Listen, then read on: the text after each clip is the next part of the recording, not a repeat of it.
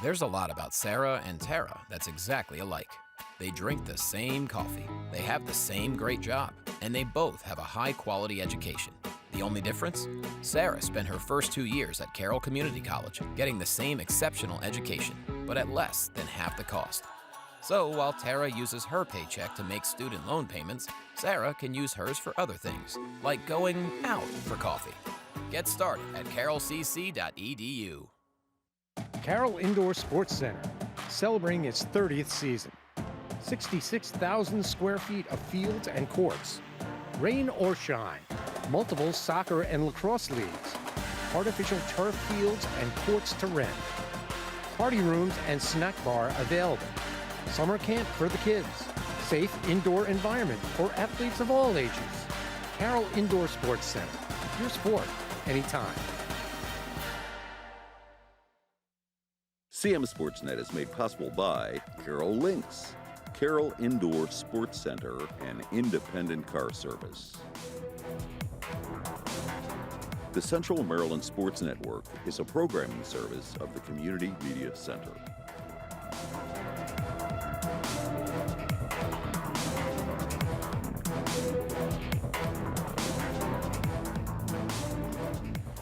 Good evening, everyone. Welcome to a special CM Sportsnet broadcast. Welcome back to those who watched our halftime report. It's the second round of the regional football playoffs. We've got you covered tonight with a live post-game report. I'm Pat Stoetzer. He's Nathan Schwartz. We've reached the end of the night for 3 games taking place around Carroll County, in and around Carroll County. We had South Carroll on the road taking on Walkersville, a rematch from their Week 2 game, Nathan. We had Atholton visiting Westminster at Ruby Field, both those teams coming off first-round byes. And Man Valley playing Winners Mill at the Falcons Nest, a rematch of their game that Nathan and I brought you Week 4 up in Manchester. We're going to go right into the highlights. It's been a crazy round 2. We'll see who advanced to the state quarterfinals. 2 wins here, and you get to move on. And here we go. We'll start with South Carroll at Walkersville, the one road match of the evening. Yeah, and from this one in the get-go, it was Walkersville all the way. You'll see a nice play here. Owen Brooks going through the air. That's a big play down to the 1-yard line. Max Berth able to get it all the way down to the 1. Quarterback sneak for Owen Brooks. He's been doing that a lot this postseason. He sure has. We saw him do this against Century a couple times last week when they went to Century and got the win. The Lions fired up. Now, South Carroll went into the bag a little bit here. You liked this play a lot, and we saw it live. Almost a pick 6 on a fake punt. Instead, Jackson Costos to down to the 2-yard line pass completion for South Carroll. So coming up with, you got to pull all the stops out sometimes in the playoffs, and the Cavaliers get in the end zone. Yeah, you have to. Way to finish it off there, Mazalewski. Costos, a great throw. Not sure if he's their normal punter, but, a great call by Coach Crumley and the staff over there at South Carroll. Colton Amaral, we saw him turn on the Jets last week against Century. Wow, he gets to that edge so quickly for Walkersville. Amaral gone, 44-yard touchdown, I believe. Actually, a long touchdown there for Amaral regardless. And now you see Owen Brooks. He comes out of frame, back into frame. He's got some wheels. He gets behind South Carroll's. He got behind Century last week. That's right. South Carroll this week into the secondary. But Walkersville is just a little more of a complete team than South Carroll can put on the field right now. Yeah, this is pretty much a replica of what happened back in Week 2. It was somewhat closer back in that Week 2 matchup. But here in the second week of the playoffs, it's Walkersville doing the same damage as, Brooks continues to display his arm. Messiah Martin in the end zone here behind Costos. Nice catch. And that was the one that ended the first half for Walkersville. They went into the half up 28-7, and they get their foot on the gas in the second half. Yeah, Amaral again scores for Walkersville. Their defense was playing well. South Carroll made some nice plays at times, just couldn't quite keep up. You see South Carroll here is going to get stopped on a goal line stand, I believe, or down near the goal line. Costos in at QB. There's Rodriguez, and the Lions stand tall. We thought South Carroll had scored a couple plays before that, but they did not, and they hold them off. And again, just as fired up in the end of the game as Walkersville is in the beginning of the game. I think we're going to see a little more from South Carroll here. So nice catch there, but ball popped out. Yep, and it's going to be picked up by Walkersville's Messiah Martin, who we just saw on offense, and he gets it into scoring territory. So not a lot going right for the Cavaliers here tonight. Yeah, and then Amaral again, able to finish it off. Colton Amaral, his 3rd touchdown, finishes off the route for Walkersville. They take this one 44-7. They advance to the state quarterfinals. South Carroll's season ends. They finish with a 4-7 record. Yep. 4 wins for the Cavs. We're going to get to the next game here. We'll talk about these games at the end. But we have Atholton visiting Westminster. We mentioned, who will it be? Will it be both teams with a first-round bye? Will they be rusty? Will they be rested? I think they had some rest. Didn't see too much rust here on offense, and Atholton took up the bulk of this first quarter here for the Raiders. Just the way they moved the ball. I was impressed with how Atholton was handling the first part of the quarter, and we saw Tyler Bell doing a lot for the Raiders. Yeah, first off, he's letting it fly. Isaiah Johnson there with the big catch for Atholton. They weren't able to get any points off of this opening drive, but still a great way to start the day for Atholton and a great way to start the day for the Westminster offense. How about a way to start the day? Nick Comfer, we talked about him, county's leading rusher going into this game, adds 33 yards on that play right there, the first real big play for Westminster of the game, setting the tone, though, on the ground. We'll talk about the stats when we're done with the highlights, and there's Jack Hitchcock doing what he does best, getting into the end zone. Yeah, I mean, to have Hitchcock back, we saw that at the end of the regular season, Pat, with what Comfer and Hitchcock are able to do. It's so impressive to see. Now, forgive me, I called that one earlier as Ryan Ladder. That's Gabe Lee, one of the top tacklers in the county. Changed his number on us, said he was 5, now he's 88. But a nice play there by Lee. Although here's an Atholton touchdown, so they get on the board. Darren Smith rushes it in. Yeah, and Atholton was hanging around in this one for a while. You see one of the few passes of the day for Rory O'Connor here. He's able to take this one from the flat and go 57 yards to the house, Pat. I mean, cutting back and forth with Xavier Howard between the defenders. That's a great throw from, a great play, but you got to give Howard a lot of credit there to make that happen. So, again, Westminster putting together some impressive drives. You liked this one earlier by one of the biggest runs we've seen, and that's Bell, and he will not go down. He's taking guys with him. You mentioned poor Jace Thomas there. He's had a good year this year for them. He's wondering, what just hit me? Who was that guy? Kaysen Doan, too, got drugged for about 10 yards. Kaysen Doan's no small guy either, and it ends with a touchdown pass. Bell to Landon Lawal for the touchdown. So Raiders hanging in. They missed the extra point.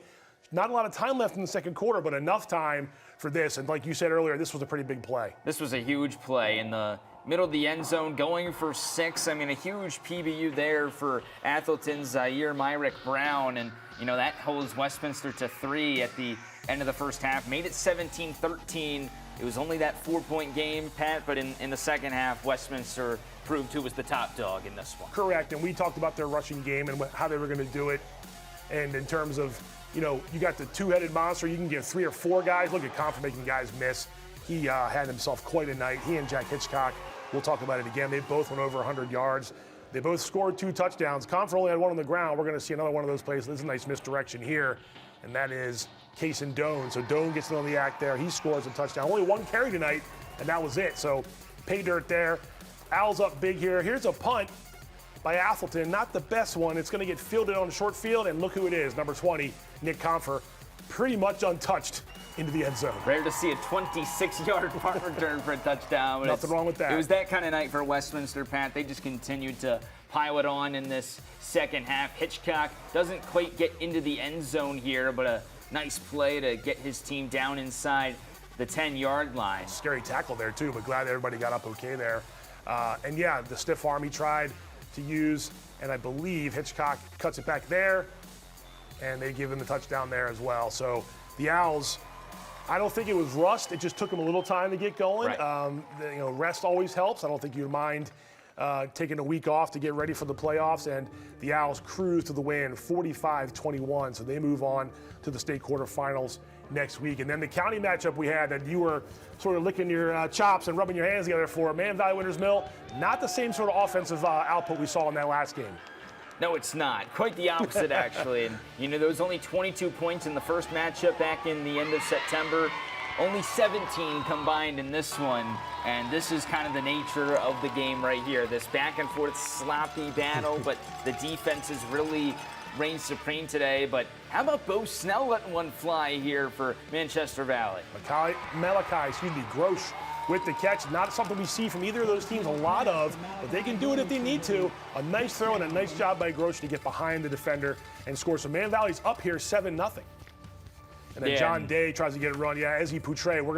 We saw Victor Tejada and Ezzy Poutre do a lot of this tonight. Man Valley did as well, but just hard hitting in the middle, a lot of contact, a lot of just county versus county rivalry going on right here in this game. Head-to-head, but if you want to look at a play of the game, it's this one right here. Lane Saunders goes up for the pick. Isaiah Talkish winds up with the football, his 4th interception of the season. And what a great return. That really set up Winters Mill for the rest of the night. It sure did, and it helps Winters Mill get to this. 32-yard field goal. Austin Denning gave it plenty of leg. I mean, this goes past the shot put pit. If you can watch the field there, that was good from way back. And then this starts off the 3rd quarter. So we were actually in our halftime show and saw this play and thought, oh, look, Man Valley going back to their bread and butter. That's Connor Stack for a huge run. Yeah, and he's got a couple of those big runs to begin this 3rd quarter. It was a rough day for the Manchester Valley offense. We talked last week about them being really hot and cold this year. It was hot early for them with that long touchdown pass. A lot of cold after that as Denning continued to just continue and find what he can on the ground. And a huge play there because they're ready to go up against their goal line. So look at this same score, swarming. The Falcons swarm Bo Snell. This is early 4th quarter, and you're going to see Austin Denning roll out. Just a little pass. Just can't quite get it to Luke Phillips. That was 4th down, so 4 minutes to go. Winters Mill's down by 4. But again, they get the ball back. And time, you need a little bit of time here. Nice sliding grab there too, Winters Mill. So he can't get up there, but that was still a nice catch by Evan Catania. And then Denning again. So we don't see this sort of offense from these guys. This was, so close to being right down by the goal line. And it's Keontae Torrance. Yeah, who we'd see. But then let the lead horse use his legs. Like you said, 2 minutes to go, you came in and told me this. We were in different rooms here tonight, but Austin Denning, when they needed him the most, gets the play there. But still time for Man Valley. Yeah, they're able to connect with Grosh again. I mean, that was the matchup of the night. We didn't see a lot of Walter Salee down the stretch in this offense for Manchester Valley, but it was good to see Grosh and others step up. And so what happened there at the very end, Austin Denning, a diving interception to seal the game, and Winters Mill hangs on. Man Valley scores 7 in both their playoff games. One's a win. This one, unfortunately, for the Mavericks, a loss, and for the Falcons, they get by. They beat Man Valley. They avenged the regular season loss that they had to the Mavericks. And here are your final scores. Walkersville 44-7 over South Carroll. Westminster 45-21, typical Owls output these days. And Winters Mill, Man Valley, two low-scoring games apiece for their season series, if you will. The Mavericks get the first one in the regular season, but the one that counts a little bit more is Winters Mill getting the 10-7 win over Man Valley, and they move on to the state quarters for the 2nd time in 3 seasons. So we'll take a look at the brackets and show you. There's the 2A, 1A West. Now again, we talk about this at halftime, so the next round gets reseeded based on your regular season point averages. So Walkersville moves on, Middletown moves on. They don't play each other in the next round. They might play each other if it goes on like that, but you see South Carroll, like you said, their season comes up short, and Liberty lost to Middletown on Thursdays. That's the 2A, 1A West, kind of in the books in terms of Carroll County teams. But the 2A North, it is Seabolt Wright on that bottom round 2 game, and Winters Mill getting by on the top half. Again, they won't play each other in the next round just yet, so it'll be state quarterfinals next weekend. And Winters Mill has gotten there again, 2nd time in 3 seasons. Hats off to Coach Matt Miller and the Falcons for doing it again. And then Westminster's bracket. So I actually looked up as we were going on. Milford Mill won that game easily over Newtown, 35-0. So Milford Mill moves on, and you see Westminster with the 45-21 win. The Owls moving on. And you mentioned this, Nathan. They've lost their season opener, and they haven't lost since. They are now 9-1 with the first round bye after the regular season of 8-1 where they won the Carroll County Championship. So Westminster and Winters Mill, the city schools in Carroll County, moving on. Liberty and South Carroll fall short in their matchups. And, I think it went about the way we thought. I think maybe the low-scoring game of Winters Mill, Man Valley was a little more low-scoring than I expected, but we knew that game would be defense was going to do something, 1 or 2 big plays, right? And we saw that. Let's go there first. Just your thoughts on how Winters Mill was able to survive. Yeah, I think it's funny. You go back to the first game those 2 teams played, and it was Winters Mill scoring on the first drive of that game. And then in this one, they didn't score until a touchdown, at least, until their last drive of that game. And so, in between those 2 drives, Manchester Valley couldn't have played any better football defensively. But it comes down to the final score at the end of the day. And in the playoffs, it wasn't the Mavericks able to get it done. But you got to give credit where credit's due to, that team up at the end of the first half for Talkish and the rest of the team able to, get that interception and the return to set up the field goal. I think that was really the turning point in this one. And then Austin Denning able to take the game over there on the last drive, and we didn't show it, but gets that game-winning interception. And let's talk before we move on to the other games. They're without their leading rusher, Jake Andolino. We didn't see him tonight. We don't know if he was injured, sick, whatever, but he wasn't there. So now what do? We have a little bit of adversity to handle, to deal with in this game. And by the way, it's a playoff game. Can't make too many mistakes. Luke Phillips does a good job, and Austin Denning does a really good job. Yeah, we really didn't see Luke Phillips in this one either. We saw Jarrell Baker a lot at the beginning of the game getting some carries. But really, it was the Austin Denning show on the ground and defensively that won this one for the Falcons. And he went through the air a little bit there, too, when they had to, which we haven't seen, uncharacteristic. But Winters Mill, moving on. Let's quickly talk about Westminster. Before we get into it, I'll ask you, Bob Blueball was there for us tonight from CMSportsNet doing the stats. Nick Comfer, 139 yards and a touchdown. Jack Hitchcock, 135 yards and 2 touchdowns. Now, Comfer had the punt return as well. Xavier Howard, a catch, 57 yards. And Rory O'Connor only had to throw it 5 times, and he completed 2 passes. Okay, 63 yards. They scored 45 points. I mean, this is an Owls team we're used to seeing them do this week in, week out. Atholton's no slouch of a team. Right. We saw Tyler Bell. We talked about Tyler Bell, one of the top quarterbacks in the state. They scored 21 points, but they gave up 45. I mean, this Owls machine continues to roll. Yeah, and it really feels like they continue to get stronger and stronger as this season has gone on. I mean, you look back at that opening loss to Franklin. I know there was a lot of different circumstances there, Pat, but they only scored 10 points. They lost by 2. But, after that, things really started to pick up. I go back to when we did our first show of the year, the Red Zone style show, and they beat Damascus handedly. I think it was 35-7 in that one. Yeah. And I think that was really eye-opening for me, at least, to where, man, Westminster can, we know they're good, right? But even without Hitchcock, and they had some other injuries at the time, they can really hang with anybody. And now we see that they, dominate. They win by 3 scores against Atholton. Now they go into this reseeded spot. Maybe they get a home game. Yeah. Maybe they don't. But even if they're on the road, I think I have a lot of confidence that they're going to be able to win next week and make it into the state semifinals. Yeah, their last real big road test was that Damascus game, and we wondered, okay, they had just walloped South Carroll. How are they going to do? Damascus is a tough place to go play. You said it, 35-7, and I don't think it was that close. No, it wasn't. The Owls laid the Hornets down, and then they rolled Man Valley, they rolled Key, they rolled Winters Mill in Week 9 for the city rivalry, and they rolled Atholton tonight. So they'll be 9-1. But Nathan, you're right, may or may not get a home game because the teams above them right now in the reseed are undefeated. So there could be a loss here or there. What remains to be seen, but. Home or away, the Owls are going to be a tough out in the quarterfinals. Yeah, that 3A bracket's going to be really interesting because you have Linganore at the top of the bracket. I know Westminster's had some, past struggles against Linganore in the playoffs. So a lot of teams. Right. Yeah. Linganore is the team to beat. Yeah. And that, is ultimately what's going to, I think, decide who wins the 3A state championship this year. Right. Westminster definitely has the talent to, compete with Linganore. We're just going to have to wait and see if it even gets to that point. Sure, yeah, and that's a game to be had down the line, and Westminster will have to win, probably 2 just to see. But, hey, they're in the mix. They're in the hunt. And so is Winters Mill. Real quickly, though, South Carroll, again, you mentioned it, 4-7, better in the second half. The Cavaliers had a rough start to the season. The schedule helped them a little bit in the second half. They gained some confidence, and they went on the road last week and got a win that I don't think many people thought they were going to get, and that was against a pretty good Randallstown team who had just beaten Newtown in Week 9. Right.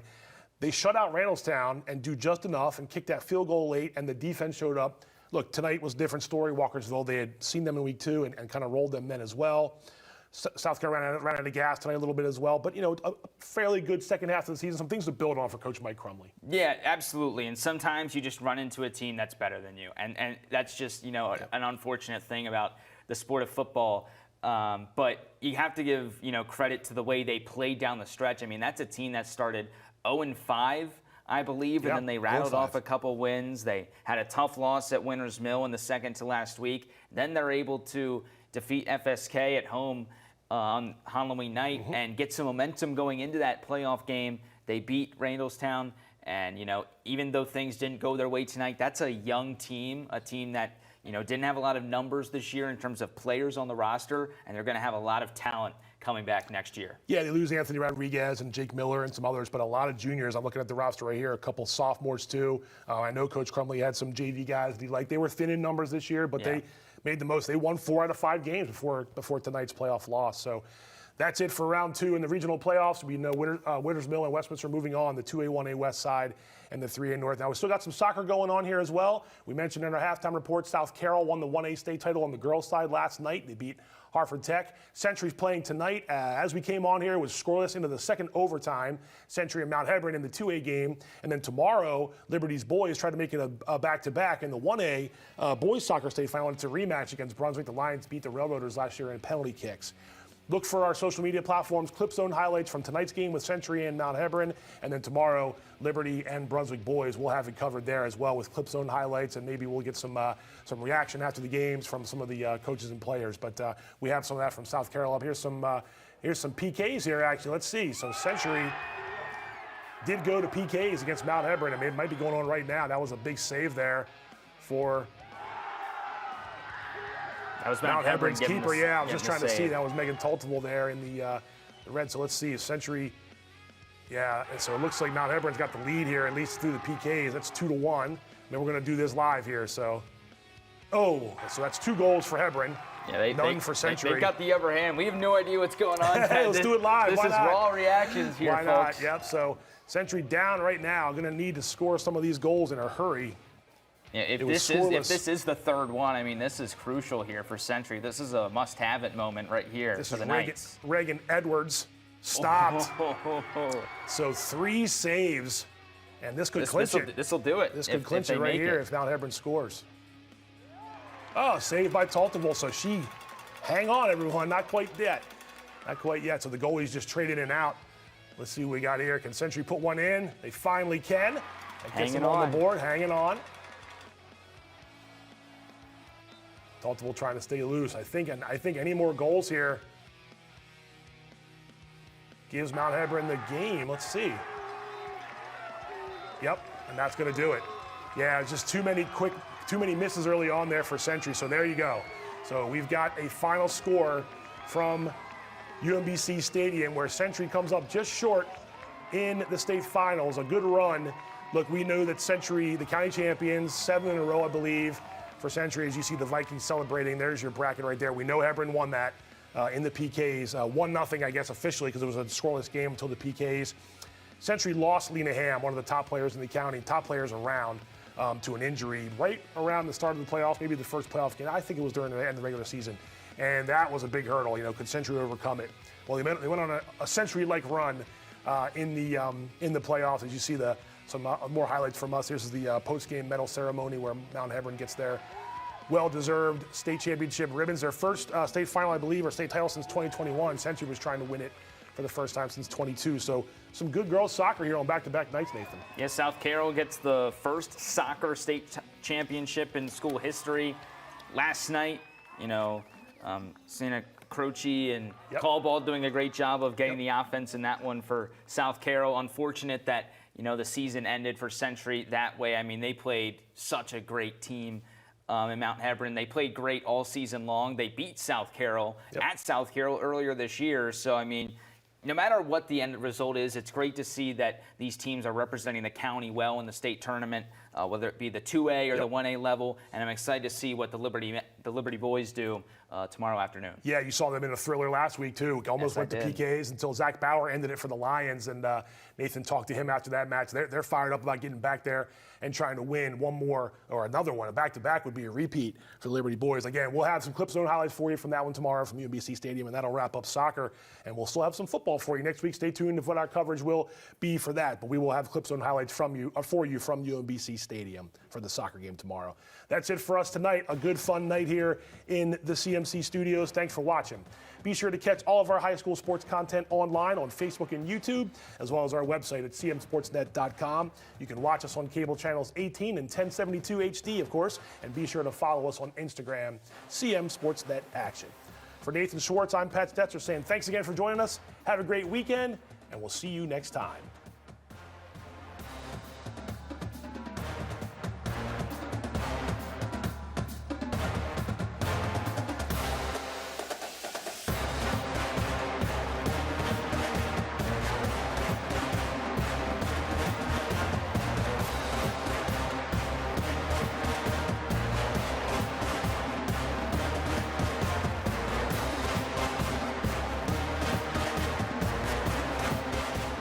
CMSportsNet is made possible by Carroll Links, Carroll Indoor Sports Center, and Independent Car Service.